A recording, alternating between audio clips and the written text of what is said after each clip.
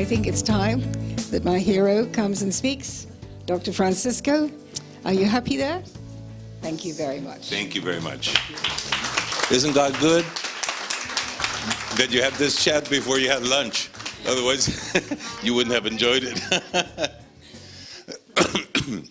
Well, first of all, thank you very much, Felicity, for having us here. It's a pleasure and an honor. Both my daughters and myself are a little bit under the weather. We came from summer. You know, it was supposed to be summer here as well, but it rained the whole day yesterday. So, you know, food is such a major part, and I'll touch a little bit more on it. And one of the things that made me start talking about prevention and writing books on health is that Christians are unhealthier than non-Christians. Is that amazing? And not little, I mean big time. And I found that one of the major reasons for that is that everything that is in the Bible about food, we skip. We don't read it. In fact, a lot of people don't even know that there's so much about food in the Bible. And just to give you an example, remember when Nebuchadnezzar came and invaded Israel, and he called his number one eunuch and said, "You find me very good-looking, strong, intelligent Israelites because I want to bring them into the court, and I want to re-educate them," correct? So they said, well, the first thing that we're going to do with you is change your name. Okay. The four guys said, well, no problem, so they got a new name. You have to learn a new language. Okay, no problem. You have to learn a new culture. Okay, that's fine. And now you have to eat the king's food. And they said, no. That's where they drew the line. Everything else was fine, but not as far as the food was concerned. So food is a major part for us to be healthy. And food is a major part for you to regain your health when you lose your health, especially when we're talking about cancer. And I want to talk a little bit about the background of cancer and where are we in the war against cancer. I don't know if you knew this, but in 1972, President Nixon officially declared the war against cancer. And he promised the American people and the rest of us that if sufficient funds would be given to the scientists, in 10 years, we would have the cure for cancer. So as George Orwell said, in times of universal deceit, telling the truth becomes a revolutionary act. And we're going to be talking about truths here. Because there's a major problem. So President Nixon declared the war against cancer in 1971 at the end, really December of 71. And the reason why they declared cancer was because in 1970, 150,000 women and 180,000 men died of cancer, 330,000. It was unacceptable. So they gave a tremendous amount of money to the NCI, the National Cancer Institute, and to the NIH, the National Institutes of Cancer, to find a cure for cancer. Well, obviously, we know that 10 years passed, and if you want to wait standing for the cure for cancer, you're going to get very tired. There's nothing in sight. In 2010, not only did we not find the cure for cancer, but almost twice as many people died of cancer. In 2013, an even higher number died of cancer. And in the last numbers, more people died of cancer in 14 than in 13.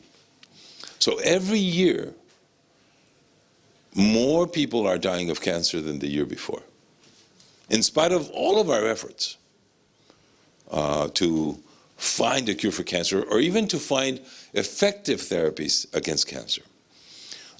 So why is it that we continue to hear about all of these breakthroughs in cancer? That we're always finding these new amazing drugs that are helping cancer patients. And then the numbers will not corroborate the fact that we're making inroads into cancer. Well, the reason for the failure is philosophical. What do I mean by that? Well, the philosophy by which we stand today to fight cancer is to destroy tumors. So when you are thinking about scientists and cancer, in our minds, anything that happens and all that happens is, I want to get rid of the tumor. I want to destroy the tumor. And obviously that sounds logical, right? Well, if I want to get rid of cancer, I need to destroy tumors. And everything happens in science, in the world of cancer, on what happens to the tumor. So if I design a therapy that destroys a tumor, and it actually does destroy the tumor, it goes into the books as a success, even if the patient dies. You see, because our aim is to destroy the tumor, and the patient becomes secondary. And that's why you still find reports that we are making tremendous progress, because we're killing tumors and killing patients, unfortunately. So this philosophy of tumor versus patient is what is driving the whole thrust in the war against cancer. And just let me give you an example of how this goes. In the world of publications, 90 to 95% of the publications are on the primary tumor. So that means that 90 to 95% of the money given to scientists to find things about cancer is spent on primary tumors. And only 5% of the money is spent on metastases. Again, it sounds logical. If I want to find a cure for cancer of the breast, I need to learn everything that I can about cancer of the breast. Unfortunately, for breast cancer patients, there's not one woman that I know, and I've been doing this for more than 30 years, that has died of the primary tumor of the breast. They all die of metastases. So we're spending 95% of our money in researching cancer in what does not kill, and 5% of the money in what kills. And thus, more people are going to die of cancer this year than last year, in spite of the tremendous amount of research. So you see, the problem is not lack of brains in the people that are doing research. The most brilliant people in the world are working or researching cancer. It's not for lack of commitment. I did 5 years of research in cancer. And our motto was, we're going to have time to sleep in our graves. We worked 18, sometimes hours a day in the research. Lack of money, well, in Mexico, yes. But here in Britain or in America, you virtually have no limits, or scientists have no limits on what they can study because there's funds. So the difference is philosophical. We have to change in the way we do research, and so our focus should be the patient and not the tumor.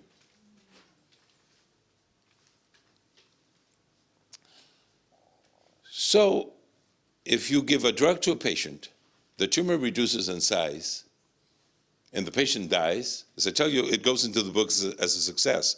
I call this a successful failure.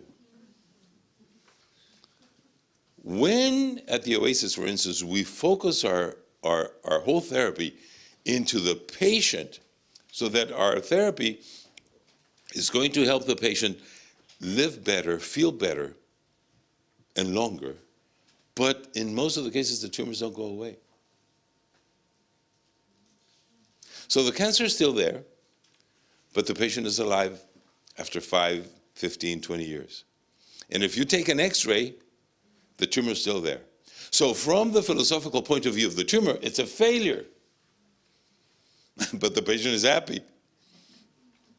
I have cancer, but I'm alive. I have cancer, but I'm enjoying this life. So I call that a failed success. And this is something that most patients are going to choose over this, right? If you have cancer, you would rather be alive with a tumor than dead without it. So your whole philosophy changes when you change your aim, right? Because otherwise, it's like sin, right? Sin, the only thing that it means is missing the mark. And we are missing the mark by a lot. And so in developing new therapies for cancer, you also have to look at philosophically how you're doing it. The thing nowadays, in the last 20 years, is that we are finding that cancers have certain mutations that allow them to grow. Right? If a tissue has a mutation that promotes the formation of certain protein, and that protein is going to promote the formation of cancer, the development of cancer or its growth, then genetics have everything to do with cancer. And I'm going to tell you why we're going to genetic design of therapies or genetic-based mutations in the design of cancer, or if we should think about cancer as a metabolic disease. In America right now, and here in Europe, basically the Germans and the English are doing everything based on genetics. And it all started here in London. In 1994, the first mutation for breast cancer was discovered. And it was called the BRCA1. I'm sure you've heard about one, the BRCA1. And then the BRCA2, so the BRCA2. Women that have these mutations have a possibility of developing cancer much higher than the rest of the population. So a woman with BRCA1 and 2 will have about 65 to 80% chances of developing cancer, and a woman that does not have BRCA1 and 2 has about 13% chances of developing cancer, and about 40% chances of developing ovarian cancer in comparison to about 8% in women that do not have this mutation. And you all heard of Angelina Jolie, right? She removes her breasts and now her ovaries because she was BRCA1 and 2. So I imagine, what if you have a mutation in your brain? You got your head?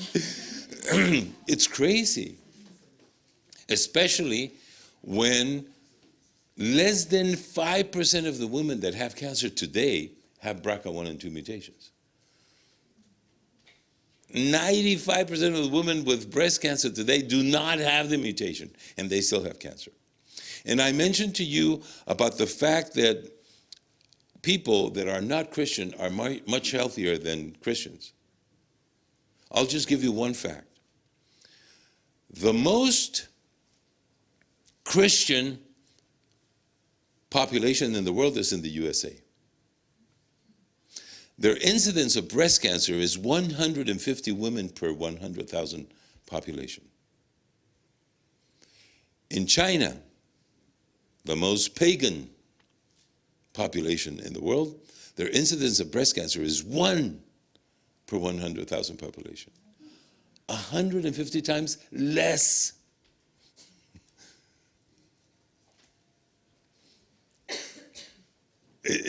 Like what? And it all has to do with the diet. So Chinese that have never read the Bible are eating closer to what God told us to eat than Americans that have the Bible in every corner of their house and are not eating what the Bible says that we should eat. So there's a lot more to do with diet in preventing cancer than with you removing your breasts.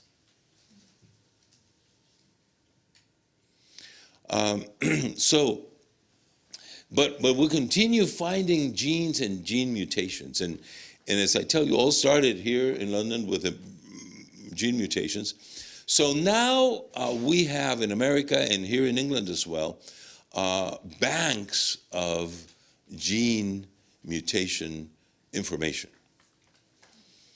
The most common one and the biggest one is in America. It's called the Cancer Gene Atlas, the Cancer Genome Atlas.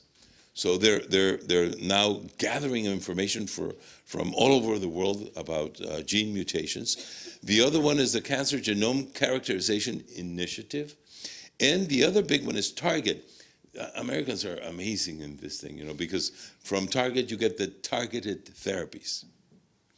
And Target stands for Therapeutically Applicable Research to Generate Effective Therapies. So what happens is that they find the mutation, then they find the proteins, then they block the proteins, and thus tumors go away. And the first example of this was the Philadelphia chromosome transposition or mutation. This is where it all started in developing new treatments for cancer. So you see that this gene translocates 2 chromosomes to gene 22, okay, gene 9 to gene 22.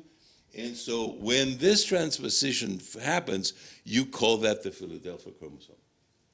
And people that have the chromosomal transposition, the Philadelphia chromosome transposition, they have an enormous incidence of leukemia. So this transposition, this mutation, promotes the production, the aberrant production, very high production of tyrosine kinase enzyme. And this enzyme is the switch on and off for cancer. So when you have this in a very high amount, it turns on the switch for cancer to grow. And so people with this mutation will develop in very, very high incidence this type of leukemia, CML. So the first drug ever to be approved as a cancer treatment that is not chemotherapy was imatinib, Gleevec, because Gleevec blocks the tyrosine kinase production. It's an inhibitor of tyrosine kinase.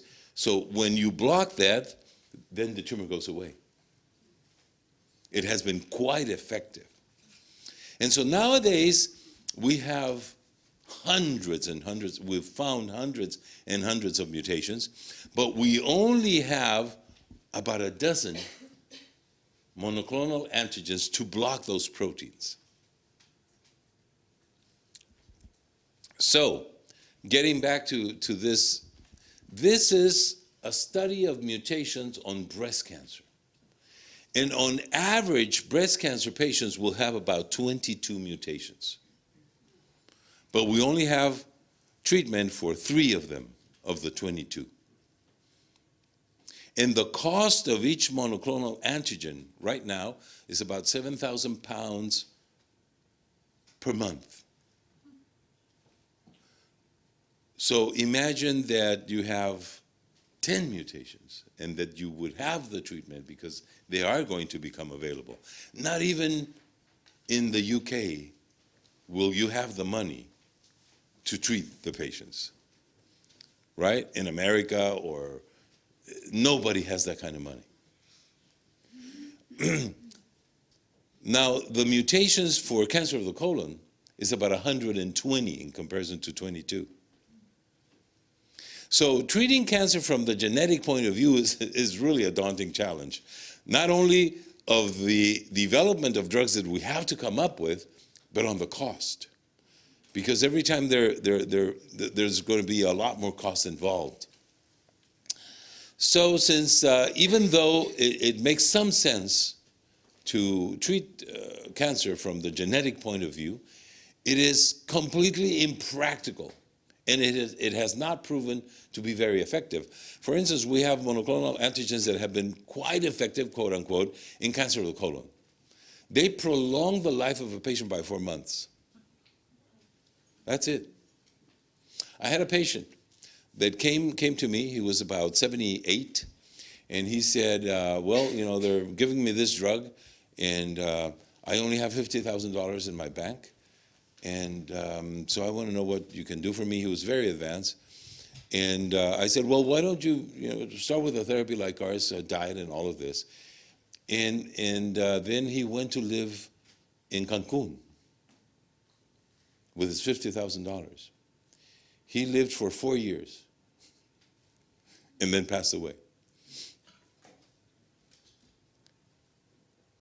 So, you know, you may enjoy life in a nice beach and forget about all the problems, and you live with cancer for, 4 or 5 years without spending all of your money in drugs that would have prolonged his life for 4 months. Without quality of life, by the way. So, at the Oasis of Hope, we have approached cancer in a very different way, and from the metabolic point of view. So instead of finding the enormous differences between genetic profiling of cancer, we are looking for common traits of cancer, common metabolic traits.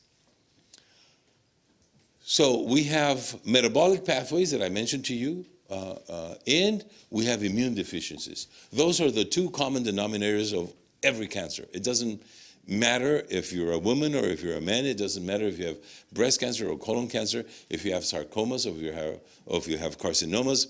All cancer patients, all tumors have these metabolic common denominators. So it's much easier to approach cancer from this point of view than from the vast variety of genetic changes. And for that, we developed the Contreras Metabolic Integrative Therapy, which is basically a combination of 10 therapies. 10 of them are going to be to work against the tumor, and the other 5 are going to work for the patient. So immune stimulation, exercise and diet, emotional and spiritual support are all to work for the patient. Oxidative preconditioning, cytotoxic therapy, cell signaling transduction, and redox regulatory therapy are working against the cancer. The major problem with conventional medicine today in the approach to cancer is that all of them work against the tumor and against the patient. There's nothing to be done for the patient. And that is the reason for the failure. So oxidative stress, why is it so important? Because of the way cancer cells produce their energy, they live in what is called oxidative stress. That's where they feel very comfortable. And for a while, we said, well, once we found out that they were in this oxidative stress, a big push came to treat cancer with antioxidants. The first one to ever do that in the 70s was Linus Pauling. And he published 2 papers with a scientist here in England, and he was able to prove that if patients would receive high-dose vitamin C, they lived longer and better than the ones that didn't receive high-dose vitamin C. Unfortunately, a couple of more papers came up then in the United States that proved that it didn't work. But they never used it IV. They only used it orally. And then later, we found out that it is virtually impossible to reduce oxidative stress. That it is more possible to kill cancer cells by increasing oxidation than by reducing it. And in fact, all radiation works in that way. That's the way radiation kills cancer is by elevating the oxidative stress. Many chemotherapy agents do exactly the same. They elevate oxidation, and when you move the cancer cell outside of its comfort zone, then you can kill it. The other one is inflammation, the Warburg effect. I will talk on each one of them, okay? But let's talk first about oxidative stress. So what is it that we do? Well, the antioxidants I mentioned before will help a cancer patient, but it's not what really kills the patient, the tumor, I'm sorry. Chemotherapy and radiation, as I mentioned, will kill tumor cells by oxidative stress. So what we have to do in order not to kill the patient and use oxidation is precondition the patient to be able to be oxidized. The good cells, you can precondition the cells so the good cells can be prepared and can be shielded from the oxidative stress, and malignant cells cannot be shielded. So we do that with ozone and electron donors. So when we use ozone here, ozone also produces oxidation. And high-dose vitamin C produces oxidation, which was a shock to the system when it was first published in 2004. That very high-dose vitamin C, instead of being antioxidant, was converted into an oxidant. So there's about 15 publications from the NIH showing that you can use vitamin C in very high dosages to kill cancer the same way that chemotherapy kills cancer, without any side effects and very cheaply. Oops, I don't know what I did. I find out. Hyperthermia also increases oxidative stress. And so in this way, we protect the good cells, and then we can go out and kill just the malignant cells. Inflammation is another big thing. Rosa was talking about the fact that if you eat gluten, you will provoke a lot of bloating and damage to the intestinal wall. It is all done through inflammation. And inflammation is very important for cancer because it produces a very high amount of what is called NF-kappaB. And I will talk about a little bit more about NF-kappaB. What's important about metabolically addressing cancer is what is called the metabolic signaling pathways. We have about 100 trillion cells, and all of the cells of our body are capable of producing all of the proteins that we need in order to function. But in order for a cell to produce whatever protein, it has to receive information from the genes. And so the gene says, now, for instance, I want you to produce estrogen. And then it says, well, now stop producing estrogen to the same cell. And it says, now produce for me progesterone. And so the same cell follows a different metabolic route. Okay? So why is it that we have liver and kidney, and kidney cells do kidney things and liver cells do liver cells? Well, even though they have all of the genes to produce everything else, all of the kidney switches on the liver cells are off, and the liver things are on, and so on and so forth. So they will follow pathways, and the pathways have signaling systems, correct? So that if from here you want to go to Bristol, you get on the road and follow the signs that say Bristol. Otherwise, you're going to end up in Filton, correct? And so the cells have this signaling systems in order to produce proteins. And mutations will either produce new proteins, but most mutations will overexpress a protein that is necessary for cancer. So that instead of producing, let's say, 10 milligrams a day that's needed for normal function, they'll produce a kilogram. because they're overexpressed by the signaling system. Now, NF-kappaB is a natural protein that it's in our body, and it's there for us to help us promote inflammation, to protect us from outside invasions, let's say viruses, bacteria, parasites. Why? Because NF-kappaB does many things, but two things that I'll explain to you is that it promotes proliferation of cells. So you know that when you get an infection, your white count goes up, correct? It's NF-kappaB. Because I told them, you have an infection, I want you to use, to produce a lot more white cells to get rid of the infection. Now, white cells have a very low shelf life, between hours and days.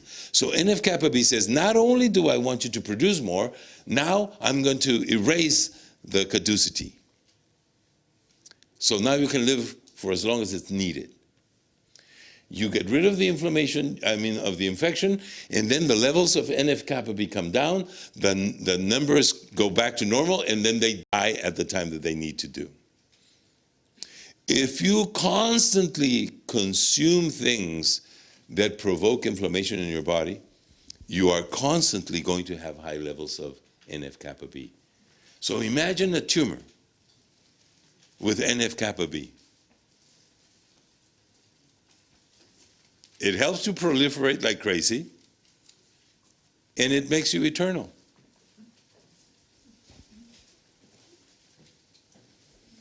So blocking NF-kappaB is a major part of treating cancer. And one of the ways to reduce NF-kappaB is by eating things that promote no inflammation. How do we do that? Well, for a very long time, we didn't know what controlled the signals. And now we know, not until 2004, that cell signaling pathways are altered by natural chemopreventive agents. Translation, foods. But scientists cannot say foods, so they put natural chemopreventive agents. Foods control the signaling system. And you can use foods to control a signaling pathway, or to enhance a good signaling pathway, right? So you can use food to enhance the normal cell pathways, and you can use food to mess up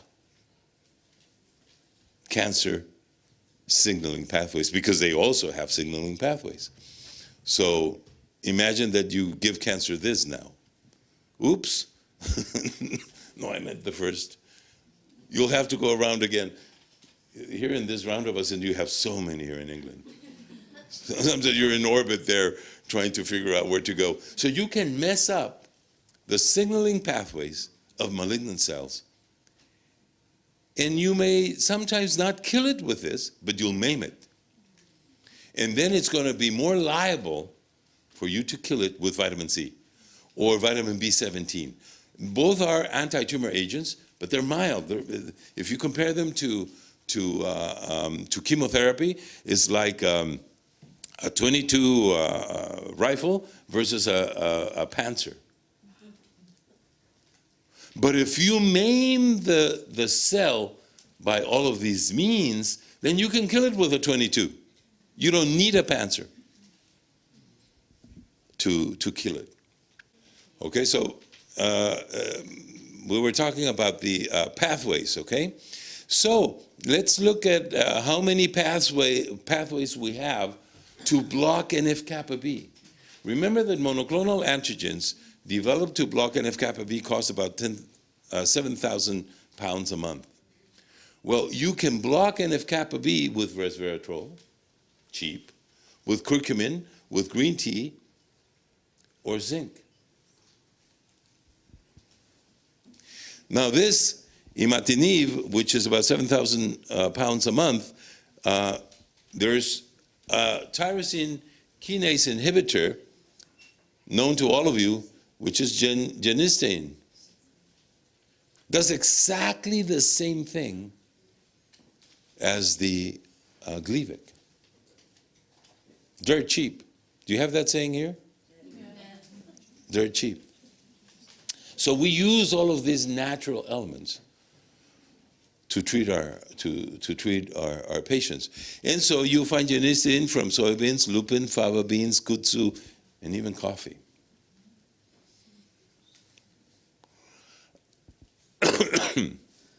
So the Warburg effect, I don't know if you've ever studied Warburg.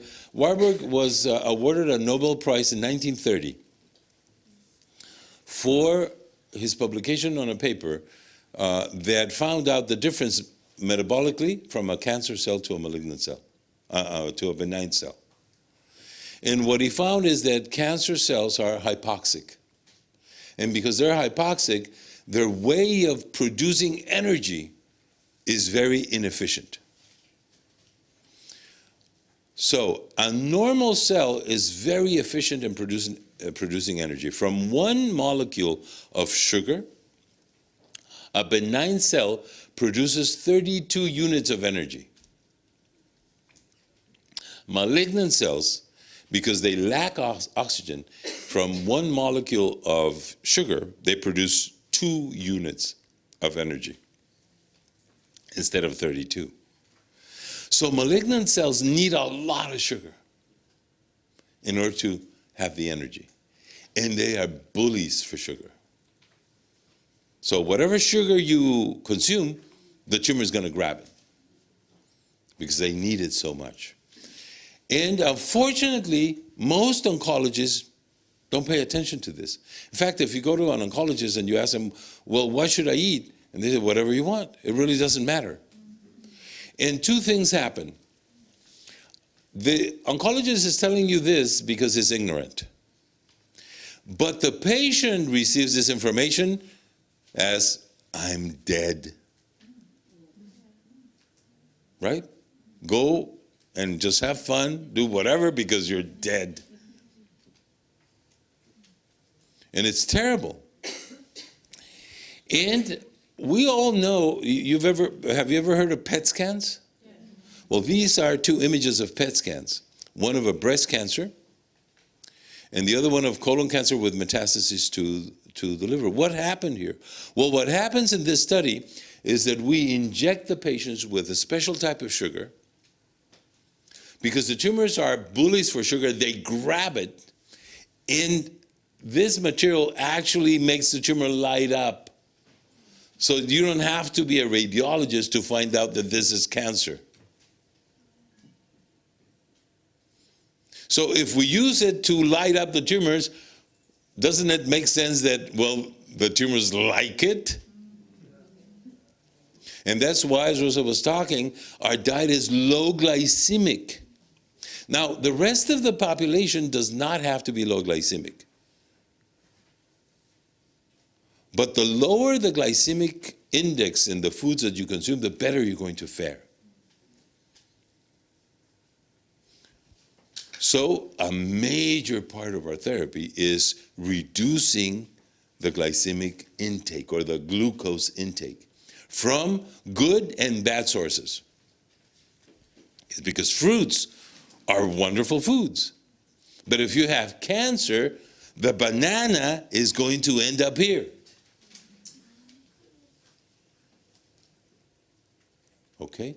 And so when you have cancer, it does not pay off for you to eat bananas. If you do not have cancer, you can enjoy the bananas. Okay? And there's so many publications. This was in 1992. Bloch, he gathered 200 different studies on the value of consuming vegetables in comparison to not consuming vegetables.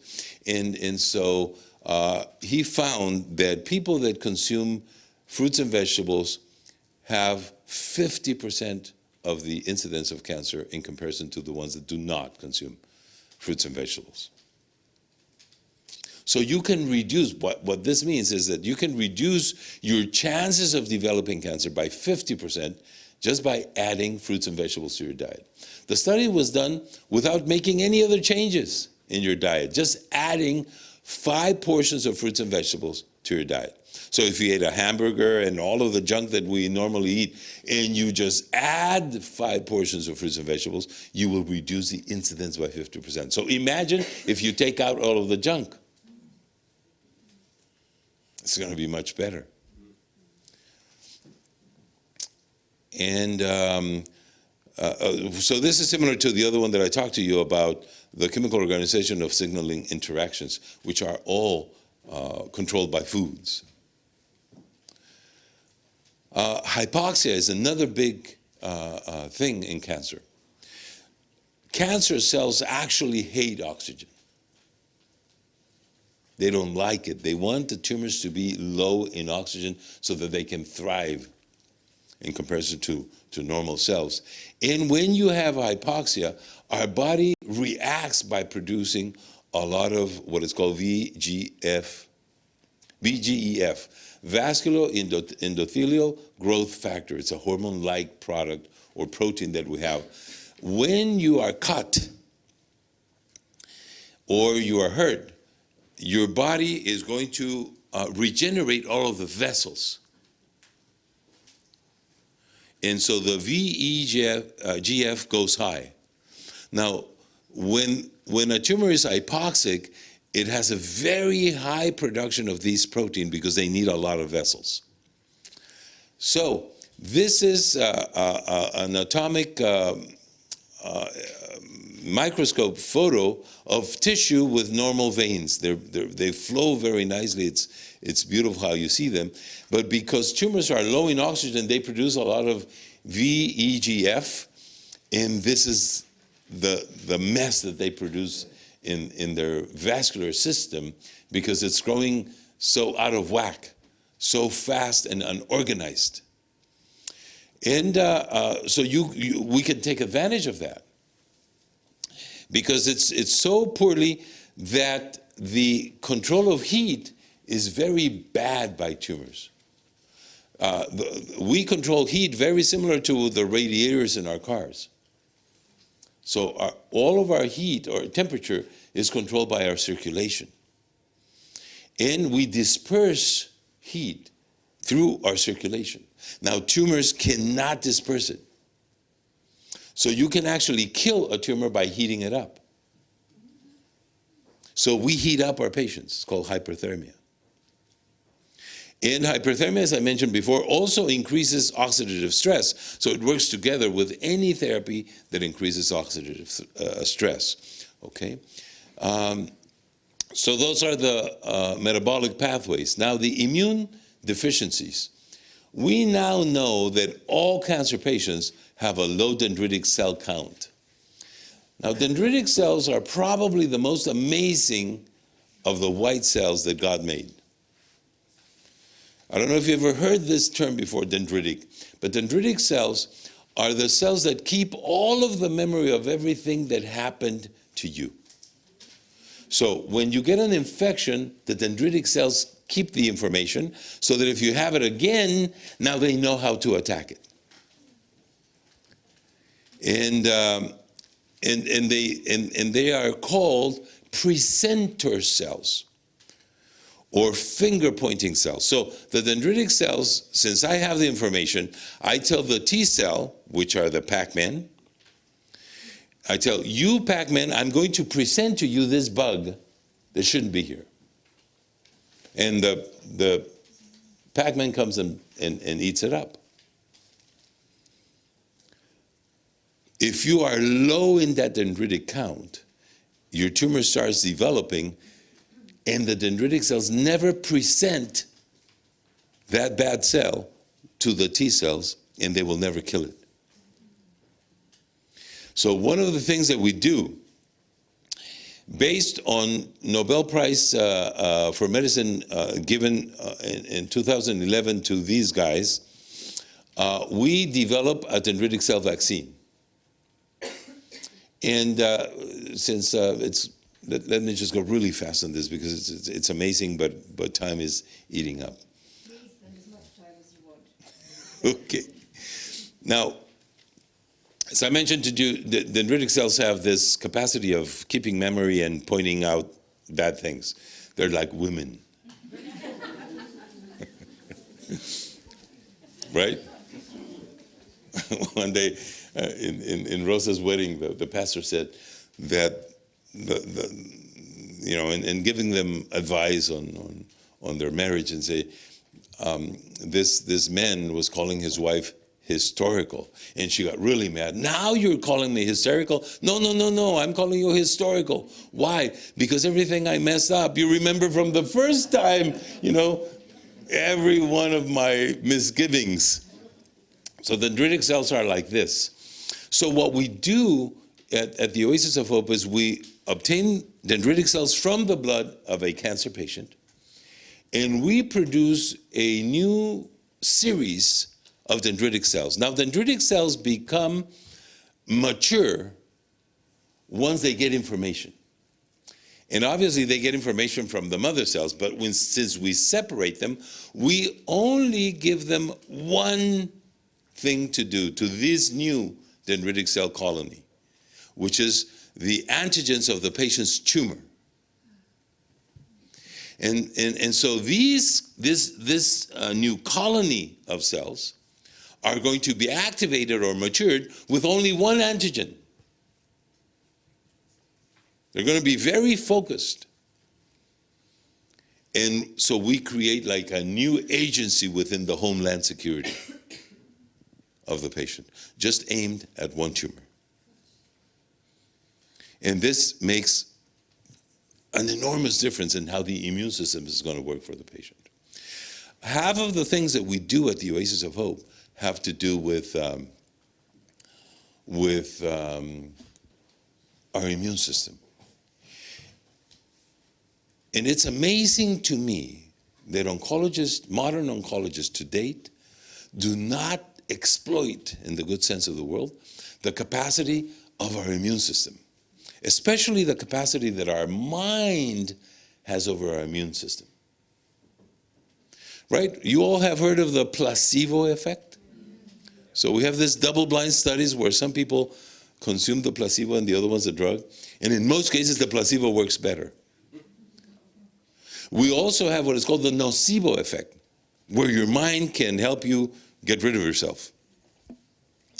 There was a study published where they had 100 patients with breast cancer. They divided them into two groups of 50.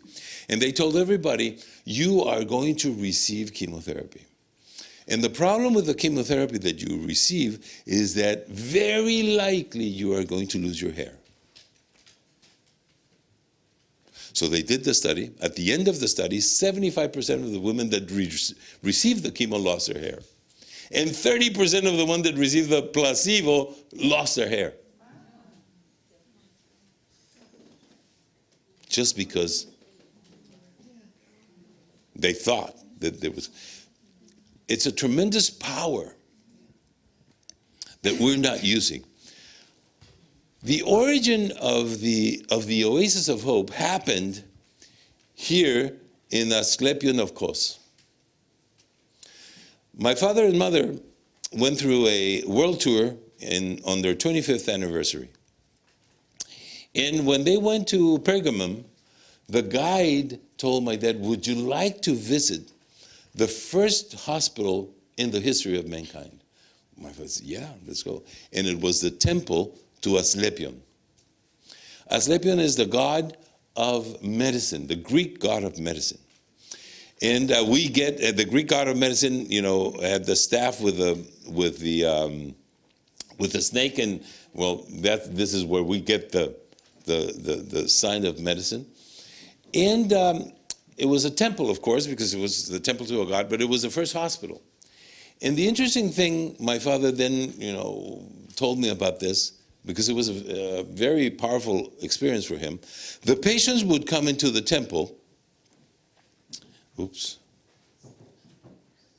The patients would come into the temple and first would be evaluated spiritually. From there, they would go to the actual treatment center and be evaluated physically. And during the whole stay of their physical treatment, every day they would have to go through this tunnel. And in this tunnel, on the top of the tunnel, they had some holes. You can still see it. See, it had some holes. They were smaller at that time.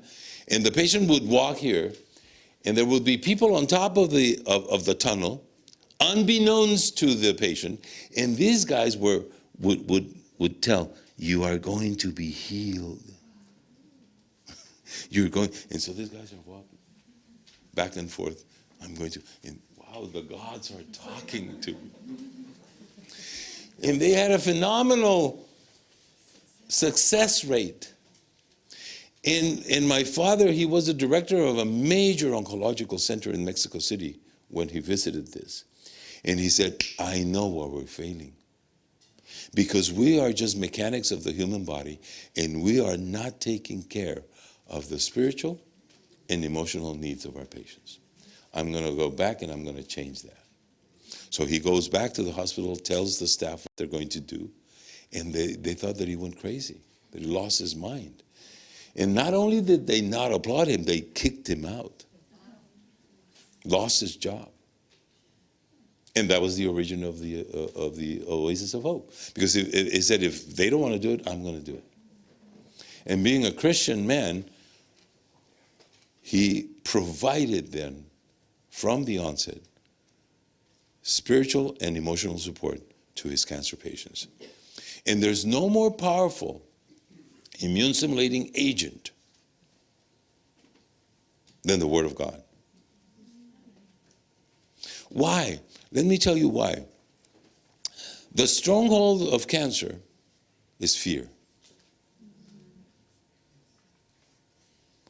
Now, it's interesting, right? Because fear of what? Well, fear that you're going to die. Well, that's not news, is it? Is it? I mean, we all know here that we're going to die. It's the only certainty that we have. I don't know, here probably you also know that you're going to have to pay taxes. In Mexico, that's iffy. In Nigeria, maybe the same. I don't know. But that we're going to die, that we're certain, right?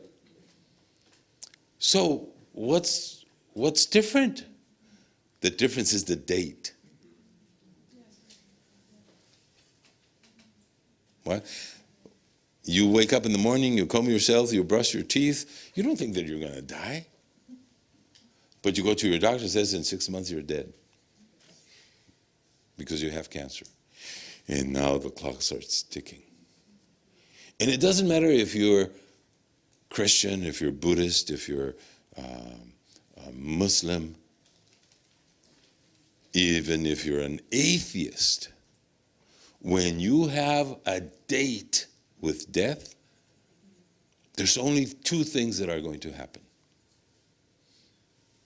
I'm going in that direction, or I'm going in that direction. And most of us are going to think, I'm going in that direction. Because I haven't been good. Because my life is a mess. And the fear gets over you. And the only way out of that fear is Jesus Christ. Because when you have Jesus in your heart, you know that you're going to heaven. Right? It doesn't matter your path, nothing matters. Is that I have a ticket to heaven. Now, don't misinterpret Paul's words, right? He said, for to me to live is Christ and to die is gain. A lot of people will say, well, you got cancer, now you're going to heaven. What's the rush? I'm going to be in heaven for a long, long, long time. So I'm going to negotiate to stay here. And so virtually what we do at the Oasis of Hope is negotiate. Negotiate with God for a longer time here. Right? So we do the possible and we let God do the impossible. Here's an example. We're good, okay? But cancer of the pancreas, gone. We have to praise God for that. So that's what the Oasis of Hope is. It's a place where we give the glory to God. It's a place where we allow people to combine whatever medicine has to offer with what God has to offer, and where miracles happen. So let me show you a few of those. This is a lady that came to us with a very large tumor, as you can see, from the ovary. And by the time we took her to surgery, the tumor was about half the size. And because everybody was asking her if she was pregnant, she actually called her tumor Bob. And so one day when the tumor came down sufficiently, she was already tired with the therapies that I mentioned.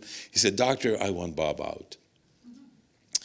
So at the Oasis of Hope, we have everything available to our patients. If it's surgery, if it's radiation, or if it's chemo, we have it available. Every alternative therapy that's out there, we have it available. So we do an integrative approach, because some patients are going to need some of the therapies, right? Let's say that you have a tumor in the lungs, and this tumor is compressing your main airway. And I start giving that patient carrots. And carrots have the possibility of removing that tumor in months. This patient is going to die in 2 days.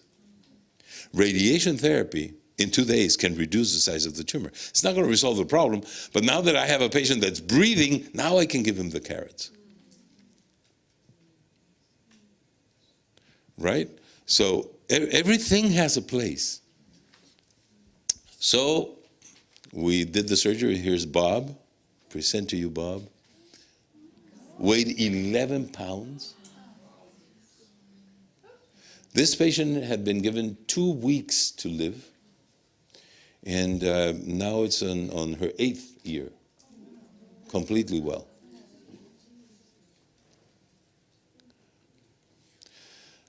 This is a patient, very young, 37 years old, with breast carcinoma, came to us with this very large metastasis to the liver. The date is May of 2006. By February of 2007, it was gone. Very little remnants of tumor. This is a patient with an hepatocarcinoma, also very young. Look at all of the tumors here. This is, wow, I can't see the date. Trust me, this is before the other one, okay? So, study 15/8/14. And this was 28/1, okay? 28 of January 14, and this is 15 of August 14. The tumors are gone. Look at that, a brand new liver. Now, hepatocarcinomas are extremely aggressive. When you're diagnosed with that, usually within 6 months you're dead. So, oh, this is a very interesting story now that I remember. He died, a truck riding over him.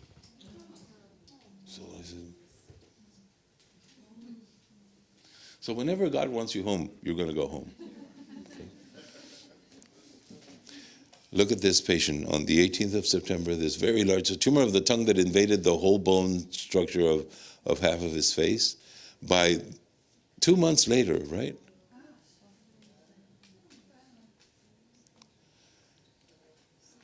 This is a patient with a tumor of the throat with metastasis to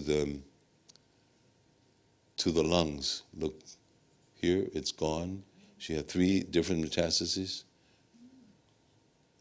Here, a remnant, very little tumor. This big one, gone. This is a male patient with breast cancer. You see the breast tumor here, very large, massive metastases to both lungs. And to the liver. So the liver metastases are gone now here. And the lung metastases, you see them there, now they're gone. Still a little bit, well, here you can see the tumor of the breast here, very little still left. Another patient with stage 4 non-small lung cancer, very large, and with metastases here to the lymph nodes. You can see the metastases here. So from December to April, now this is only scar tissue.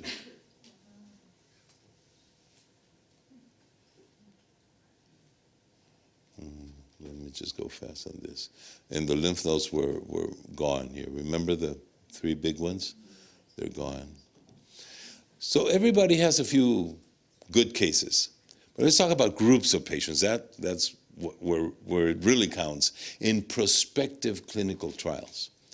So we did a prospective clinical trials on 5 groups of patients: breast cancer, ovarian cancer, colon cancer, and lung cancer. Now, here in the UK, the 5-year survival rate for a cancer of the lung is 0%.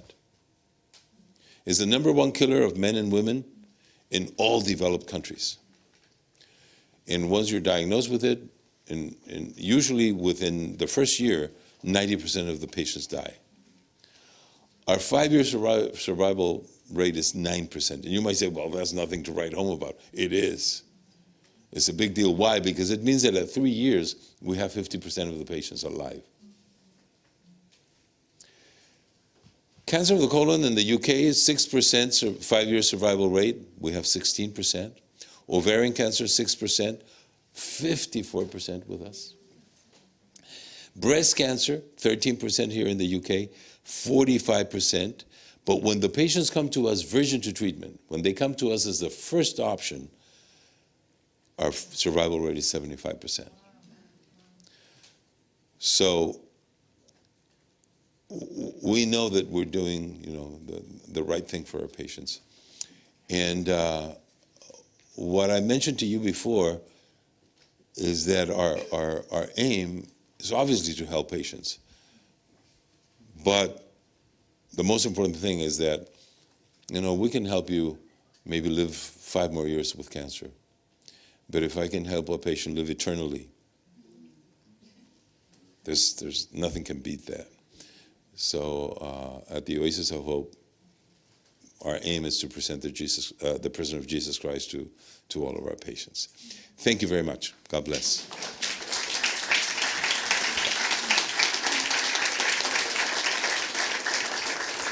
Do you want to have questions? Or?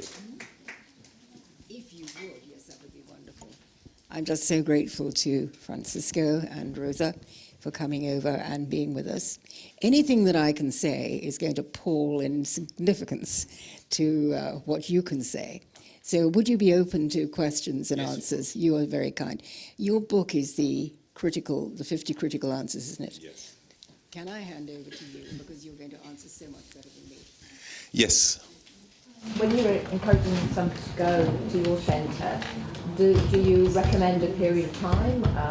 Does it depend on the stage? Is it? Yes, it depends very much on the condition of the patient. But the average stay for the first time is about 3 weeks. And then depending on the therapy that the patient receives, the patient has to come back for another week after 2 or 3 months. At that time, we are able to very objectively assess response. Objective response is when the tumor is smaller, or stable. Now, this is something that we have to teach our patients, because response is everything, correct? In life, response is everything. So stability is actually an extremely good response. So no more metastases. Right. The tumor stays put. The way, but how many have been here married more than 30 years? What's a good marriage? You don't bother me, I don't bother you. And you can live for a long, long time together. So imagine that you come to grips with your cancer and say, I don't bother you and you don't bother me. And we have patients alive 20 years. So if we're able to stabilize the tumor, we've won. Now, if the tumor goes away, we're not going to be mad. But our aim, basically, so that we can have a therapy that's not so aggressive, is to stabilize tumor growth. That's the evaluation we do at 2 or 3 months. Then, depending on how aggressive and how effective the therapy was, we'll see when the next time will come, either in 3 months or in 6 months or in a year.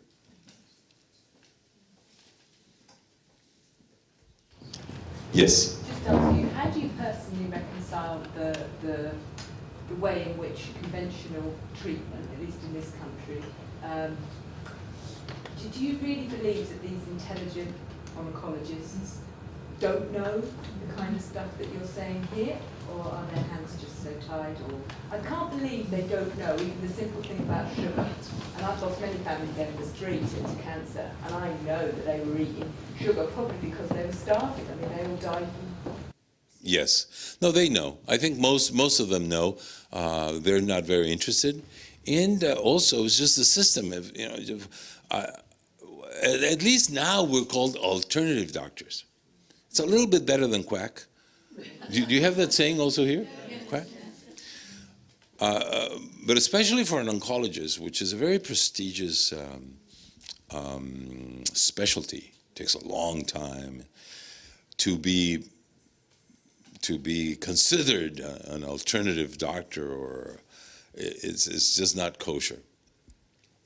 So the way that I reconcile it, I was in a meeting with several oncologists, and they were all talking about that they're very scientific, and that everything is evidence-based.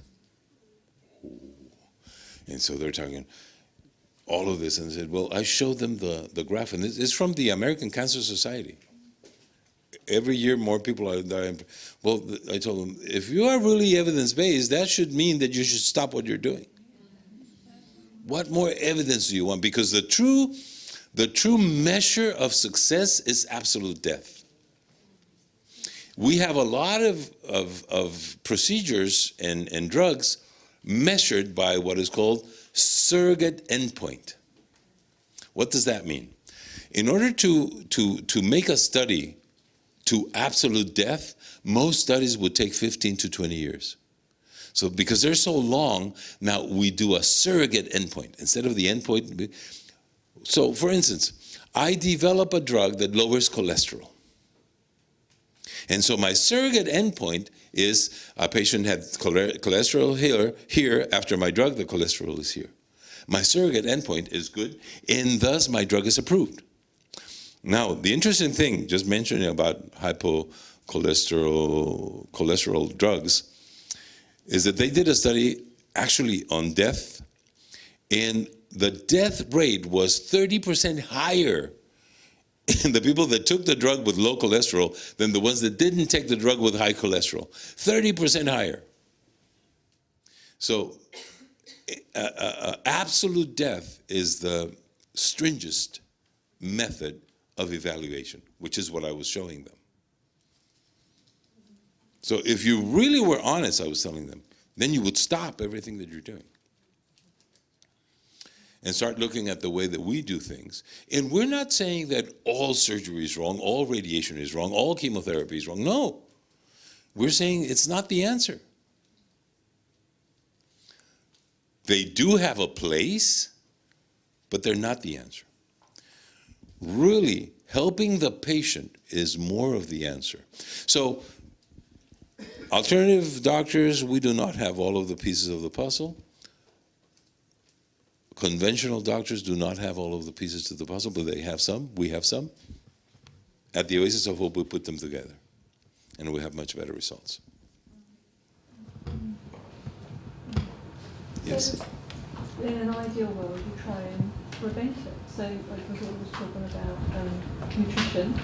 What other things would you say? There's basically three things. If you want to lower significantly your chances of developing cancer. And so we have sold, as doctors, the public on early detection. And a lot of women actually believe that they're preventing cancer by having a mammogram, which is crazy, right? You are only detecting it early, and it's not bad because it's then a lot more curable, but this is not prevention. Prevention is never getting it. So, as I mentioned to you, 5 portions of fruits and vegetables a day will lower the incidence of cancer by 50%. So you reduce the risk by 50%. So we talk really, a lot of people say that cancer is not preventable in the sense that even if all of the population were to eat only vegetables in the way we say here, some people are going to get cancer, right? So the only thing that you are doing, and it's very effective, is in reducing risk. The other thing that you can do is exercise. There's at least 200 studies that show that depending on the amount of exercise that you do, you will lower the incidence of cancer between 20 and 80%. Women that exercise strenuously 4 hours a week, which is not a lot.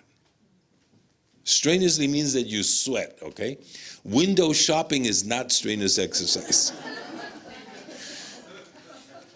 If you do 4 hours of strenuous exercise a week, you will lower the incidence of breast cancer by 66%. Can I just ask one question on that? Yes. Because we were talking about saunas earlier. Yes. If people are not up to doing strenuous exercise, they're going to be high up actually. If I sit in the sauna, instead of a person sort of sits Yes. up, is that as good if you do things? It is much better than nothing because you will detoxify. So a big part of the exercise is detoxification because of the sweat. But a major part of the exercise is the actual movement that produces certain hormones that are going to improve your immune system. That's why people that run, for instance, are hooked. You actually become dependent. And the day that they don't run 10 miles, crazy people do that every day, they don't feel good. You look like you do that. So it's a combination. But detoxification by sauna is actually quite good. But you must move. So Yeah. even if people rebound, the rebound. Now, rebounder is a movement. It's not considered strenuous, but it will depend on how much you can do. But exercise is very important. And the third one is being at peace. So your emotions, a lot of people talk about positive and negative emotions, correct? Well, let's say, I think that all of us here would consider love a positive emotion. But if you fall in love with a crook, it's not going to work out for you very good. If you get mad that people are not eating and you do something about it, well, being mad usually is a negative. Well, it will work out for you very well. So what I tell patients is you're either going to have a functional emotion or a dysfunctional emotion, rather than positive and negative. And your emotions are going to be functional or dysfunctional depending on your spiritual fortitude.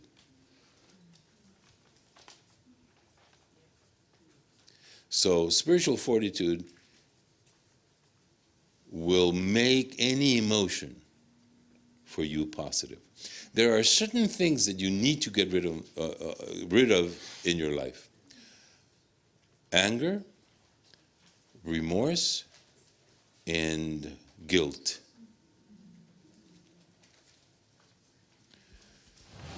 What about unforgiveness? Or unforgiveness. And it's very complicated. Forgiving is a very complicated issue. And a lot of times we hide ourselves in not being forgiving by saying, well, you know, for instance, my father abused me and he was very bad to me, but he's dead. Now I can't forgive him. Yes, you can. Remember, forgiveness is a very difficult thing. There's this verse in the Bible where the disciples asked Jesus, well, how many times should I forgive my brother? 7 times? And Jesus said, no, 7 times 70. Now we that have been married for a long time, 7 times 70 is 490. I get rid of that in a week. Well, that doesn't resolve my problem at all. Now, I don't know, and this is my own interpretation. I believe that it's 490 times for every mistake. Why? Americans have a very nice saying. It says, fake it until you make it. Right? So the first time I say, I forgive you, it's from the lips out. The second time, from the teeth. By the 490th time, it's from the heart.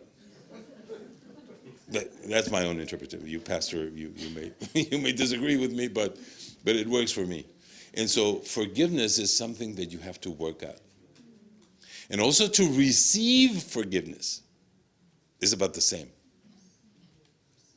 Because you feel that the person is just saying from the lips out that they're forgiving you and they're not. So only when you are spiritually strong will you be able to deal with those emotions in a way that they function for you. And your immune system is going to respond. Now, there are people that are born with an incredible immune system.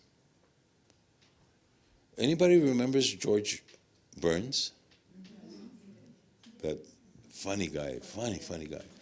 I went to see him when he was 92 or 93 in San Diego. And the show was an hour and a half. This guy danced, told jokes.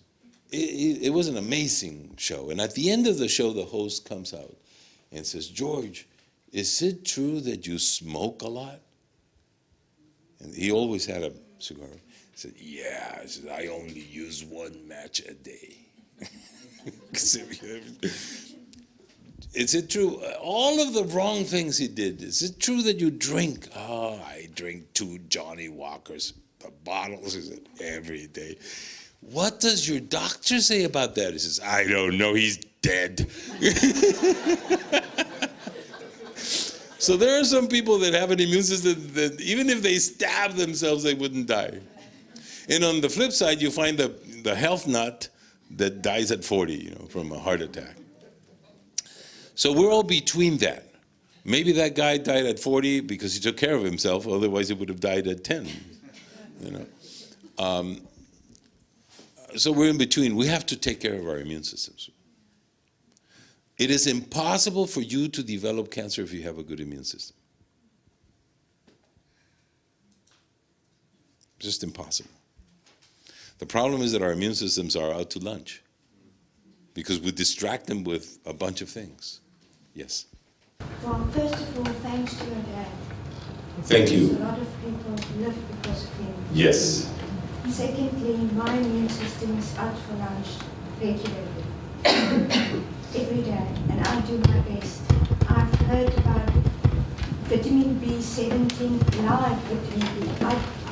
What is that and how do I get it in? Folic acid live. What is it? Where do you get it live? What is the best? Is it just your foods? Foods will definitely, this thing about live, all minerals are dead. they're within live elements, okay, but they're minerals. So yes, the way you prepare your food and the way you get your food will have an influence, but your body is going to manage them. They get them out. It's true that if a corn on the cob will transmit electricity if it's not cooked, and if you cook it, it will not transmit, so thus it's dead. Everything that you eat, once it gets into your stomach, is going to be processed in such a way that it's going to be dead. So you don't have to worry too much about that. God made us in such an incredible way that your body will get all of those elements. Okay? So the less you manipulate food, the better it is. There's no question about it. But you don't have to eat everything raw. We, for a while, did what is called the Hallelujah diet at the hospital. Have you ever heard of that? 80% raw. And I found out why they call it the Hallelujah diet. Because after 3 months, you drop it, you say, Hallelujah. You can't do it for such a long time. Diets, the effectiveness of a diet is on whether you can do it or not, right? And so what Rosa has done at the hospital is provide us with menus of a diet that is actually feasible for most people. Because a lot of times a patient, when is just told that he or she has cancer, they'll say, I'll do everything and anything. And they start eating all raw. And after 3 months, if you say, I'd rather die than continue with this, that's not the diet for you.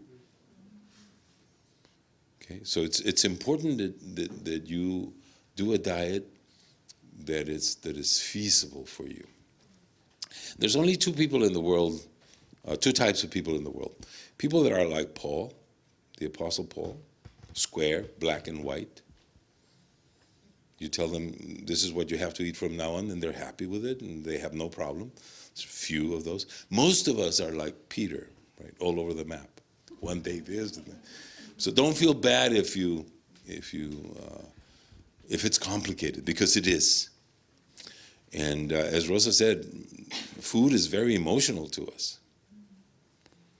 To ease the pressure off you, I'm going to ask Rosa to come back on the panel. Okay, will you come back here and then you can ask some questions as well? Thank you.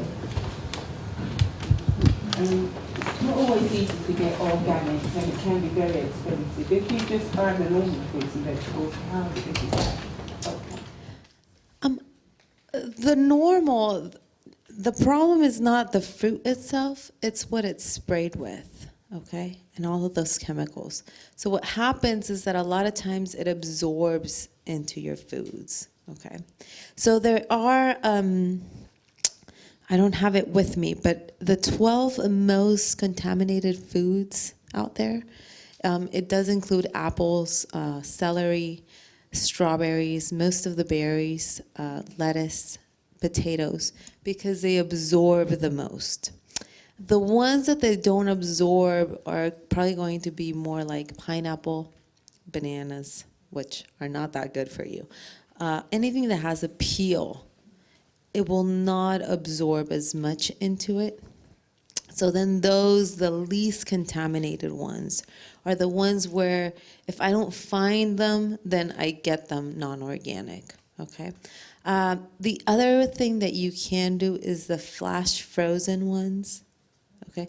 Some of those you can get, and they're sometimes a little cheaper, okay? Because you could get them larger quantities, and they don't go bad as fast as the organic ones, because since they weren't sprayed as much, they go bad so faster. Okay, so it's you can look it up online. It's the 12 most contaminated foods out there, and then those ones I never get if they're not organic. Okay, so that's one way to do it, because yes, the price does go up, but since you're not buying all of the other stuff, okay, when you really do change what you buy, the price is really not as different, because you're not buying that much protein.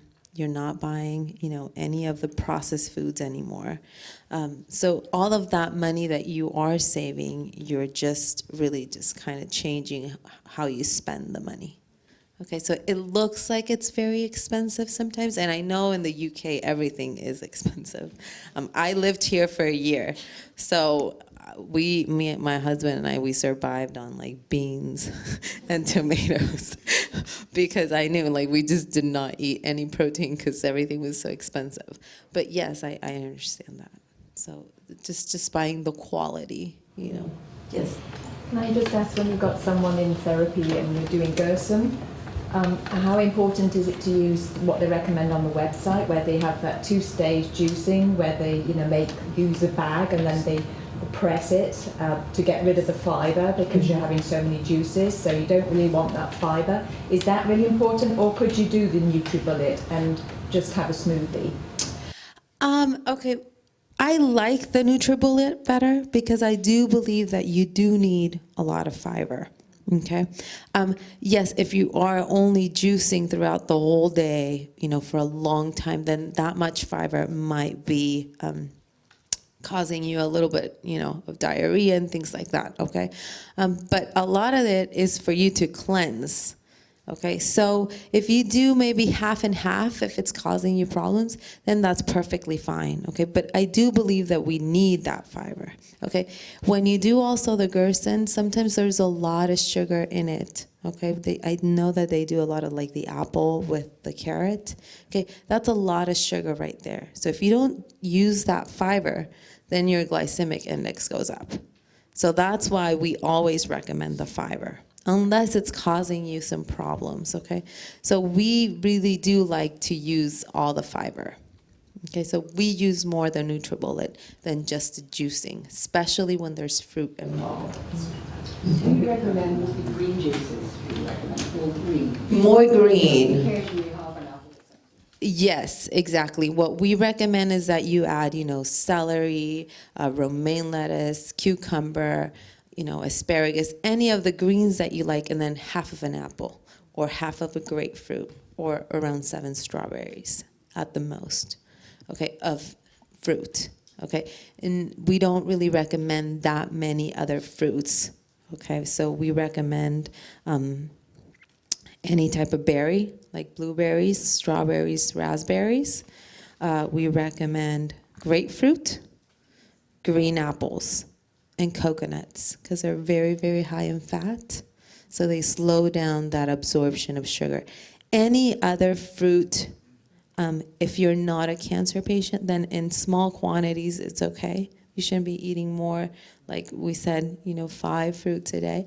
But for a cancer patient, 2 servings of fruit a day is more than enough. And those fruits are the ones that we recommend the most. What about supplementation? What do you think is important? Supplementation is very important because even if it's organic, nowadays the amount of nutrients in vegetables and fruits is quite low. There's a study by Rutgers University, and I'll mention just one of them. They did hundreds of foods with all of the nutritional elements in those foods. And for instance, a organically grown tomato was found to have 1 milligram of magnesium. An organically grown tomato, 1,000. A wild tomato, 10,000. So what's the message? That God intended us to have a tremendous amount of nutrients. So no matter how healthy your diet is nowadays, we are not consuming the amount of nutrients that God intended us to consume. So supplementation for me is very important.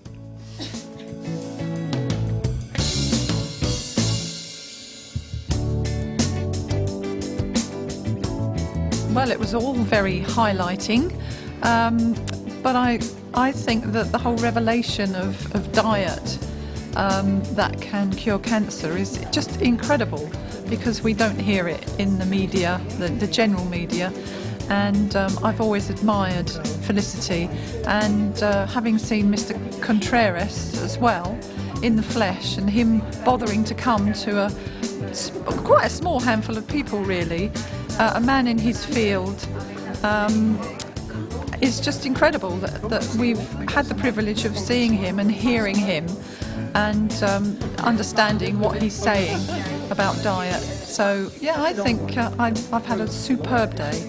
And I'm very thankful to Felicity for being able to come and to London and experience this. Thank you. I found it really informative, inspirational. It's definitely given me a bit of motivation to start eating well and living a better life, especially for growth.